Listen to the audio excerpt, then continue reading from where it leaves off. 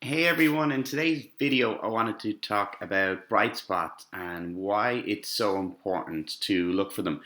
So a little bit of history. Bright spots really comes from Chip and Dan Heath's book Switch, How to Change When Change is Hard. And it was about finding the bright spots, finding the things that buck the trend of the problem.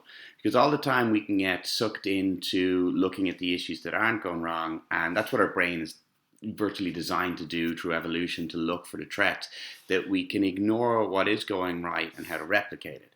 And basically, the study they cite is they were looking at malnutrition in Vietnam, I think it was, and there was certain towns and certain villages where malnutrition wasn't a problem among kids. And instead of looking at all the villages where malnutrition was a problem and how they could fix it, they looked at the villages where the kids weren't malnourished. And what they found was the mothers weren't washing the rice before giving it to the kids. And what this meant is the kids were ending up eating some grubs, some small insects, things like that. And that gave them enough protein to stay healthy and thrive.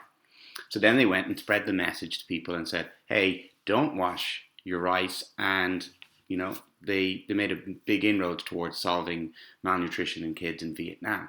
And the point is that we're always bogged down looking at the problems and how we can fix it.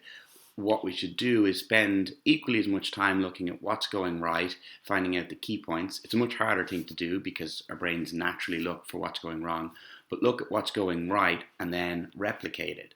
And that is why we look for things to be grateful for. We look for the bright spot and we look for what's going well in our lives.